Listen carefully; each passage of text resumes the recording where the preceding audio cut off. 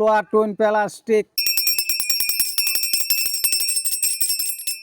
আমরা ছোটকালে এই ফেরিওয়ালার কাছ থেকে যখন এটা শুনতাম তখন আমরা বাড়ি থেকে দূরে আসতাম। ছোট ছোট বাসায় যখন ওই যে জিনিস থাকতো না, ওই যে ছোট ফেরির মতো জিনিস, এই যে বোতলের খোয়া, তারপরে এই যে প্লাস্টিকের জিনিস, এগুলো নিয়েই ফেরিওয়ালার কাছে চলে আসতাম। এই আওয়াজটা শুনেই আমরা দৌড় মারতাম। আজকে ওনার সাথে কথা বলবো, দেখি উনি ছোট বাচ্চাদেরকে কিভাবে পাগল বানায়। কেমন লাগে বাচ্চাদের সাথে আপনার সারাদিনের গল্প, তাদের সাথে চলাফেরা কেমন লাগে? বাচ্চাদের সাথে চলতে গিয়ে খুব ভালো লাগে। ভালো লাগে, মনে করুন সবাই দূরে দিয়ে ফিরে আইয়ে তাকে দিতে খুব ভালো লাগে। মনে করুন যে একটা জিনিসের লাভ হয়, একটা লস হয়, সব মিলে। বাচ্চাটা কি নিয়ে আসছে? বাচ্চাটা কি নিয়ে আসছে? একটু অর্ডার মাথা নিয়ে আসছে। আচ্ছা, ওরে একটু দেন, কি দিবেন দেন? তো জল ফুই দেম আচার।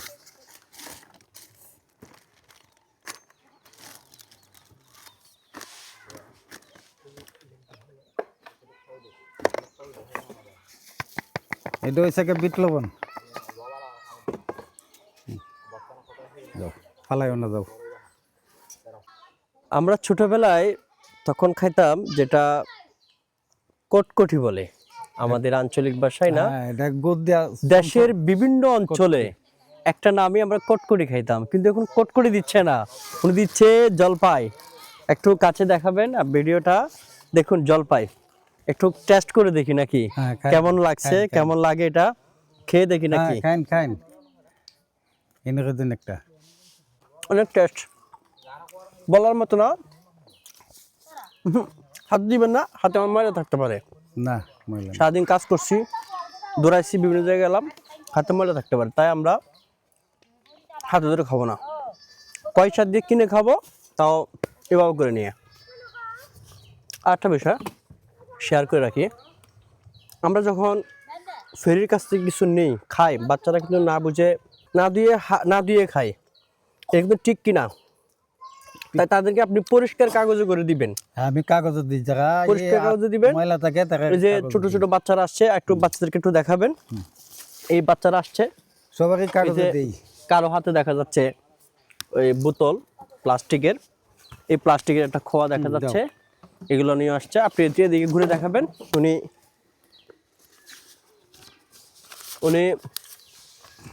কাগজে ঘুরে দিবে। নাও,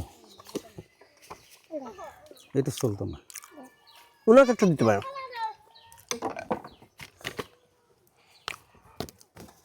আপনাদেরকে একটা বিষয় শেয়ার করে রাখি, এই যে কাগজে করে উনি দিচ্ছেন, এই কাগজে অ্যাসিড থাকতে পারে। তার একটা নমুনা দেখাই, একটু কাছে এসে দেখান। এখানে আমরা দেখতেছি লেখার অক্ষর রয়েছে, এটা কালি যেগুলো দেখা যাচ্ছে, এগুলোতে যখন নিবে, ওনাকে সুন্দর করে পিছনে গিয়ে দেখান।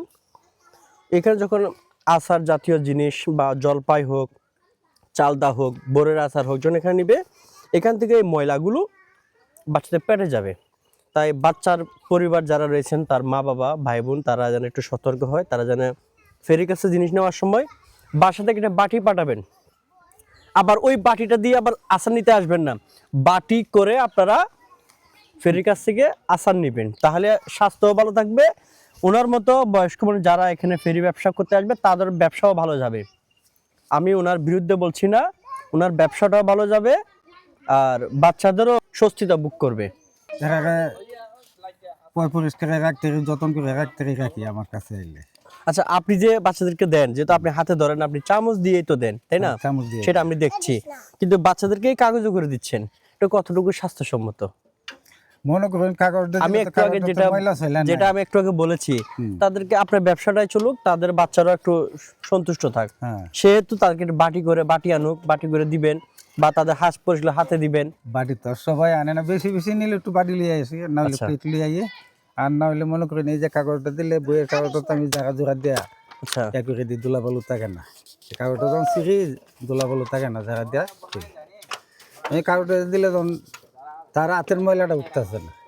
দেখুন, আমি একটা কথা বলেছি যেটা স্বাস্থ্যসম্মত বিষয় নিয়ে, আমি ওনার মতো ফেরিদের বিরোধিতা না, ওনাদের পক্ষেই কথা বলছি। ওনাদের ব্যবসাও লাভবান হোক, ওনার ব্যবসাও চলুক, বাচ্চারা যাতে স্বাস্থ্যসম্মত জিনিস খেতে পারে, যেন বাচ্চার মা বাবা যারা রয়েছেন, পরিবারের যারা গার্ডিয়ান রয়েছেন, তারা যেন বাচ্চাদের একটু সচেতন হন।